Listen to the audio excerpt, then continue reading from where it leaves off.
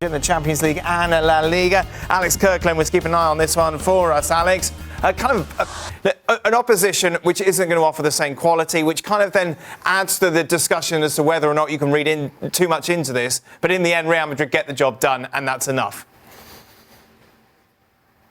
Yeah, they did what they had to do, kind of, Dan, and let me explain what I mean by that. Yes, they won big, they assured themselves of a place in the playoffs. They've still got a, albeit a highly unlikely chance of making the top 8. It would take quite a weird set of results, I think, next week for them to do that. So almost certainly they're going into the playoffs. The only but, I think, about tonight is, yes, they scored 5 goals.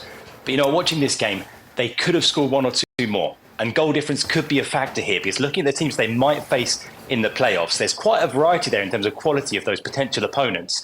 And so goal difference to move up the table 1 or 2 places ahead of teams like Bayern, ahead of teams like Dortmund, could be important. And I just wonder if they might end up regretting conceding that late goal, which, yes, on the face of it, doesn't matter in a 5-1, but it might matter in terms of potential playoff opponents. Oh, Alex, you're very focused on this. I like it. I thought that 5-1, nice, and you're like, no, we want more. Look at the goal difference. Look at this. A man who've done his that is research. Absolutely up to date on this table. Unlike anyone else. Alex, you look at it, obviously, Vinicius Junior brilliant in the second half today. How much of a discussion has it actually been in Madrid over the last few days, considering how impressive Mbappe was without the Brazilian at the weekend?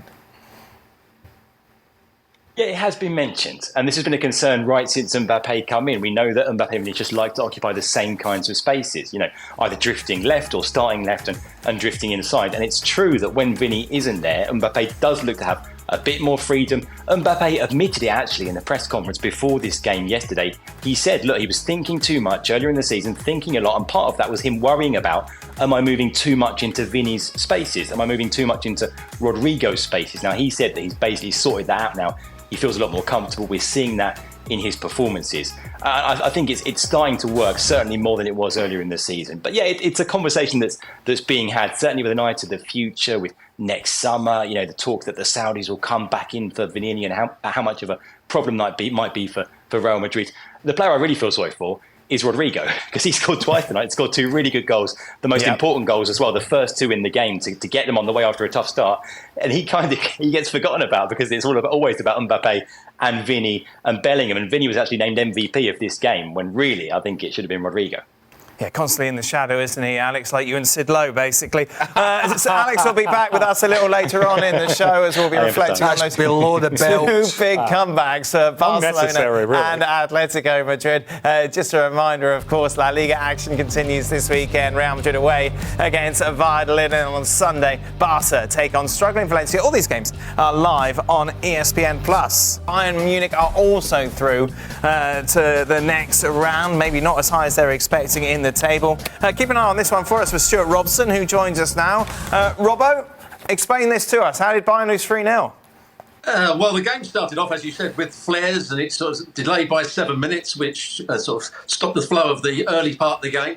And Feyenoord came out with a game plan. They were going to sit deep, they were going to be compact, they were going to defend for their lives, and they were going to try and play on the counter-attack. And for the first 20 minutes or so, they weren't able to get out, and Bayern Munich didn't do enough. The wide players didn't get involved enough. They didn't go past their men. Musiala couldn't get involved because there wasn't much space. Harry Kane's movement, I thought, was very poor throughout the game. Didn't work hard enough to find space in the box. But Bayern dominated the play. And one ball over the top. It was a great ball, by the way, over the top of Kim, who didn't read it well enough and then didn't react well enough. And a great goal from Jimenez. I mean, the first touch, as Ali just said, was fantastic. And he struck it past Manuel Neuer.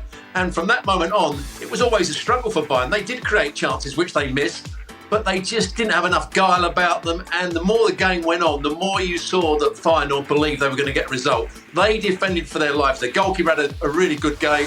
The 3 centre-backs defended for their lives. 1 ball's in the air whenever crosses came into the box in the main. It was a good performance by Feyenoord, but Bayern played into that by not taking their chances when they had them, and also not playing quite quickly enough. And the wide players, at one point they had Gnabry on the field, Musiala, Elise and Sane all on the field at the same time with Harry Kane. But they still couldn't create enough chances. How much of a surprise is this? Well, it's a surprise because we think of Bayern Munich as potentially one of the favorites to win this competition. But if you watch them play week in and week out, as we often do, Live on ESPN Plus. Absolutely, you know that when teams attack Bayern Munich in transition, that puts a whole lot of pressure on Kim and Upamecano to defend and defend well. And they don't do it consistently. If you look at where most of the mistakes come defensively from Bayern Munich, it's usually in that center-back pairing. And it played out that way in the first goal today. Yes, it's a really good ball long over the top, but it's one that Kim has to be able to see and one that he has to be able to read and cut out, and he does not. And from then on, then Bayern Munich has difficulties.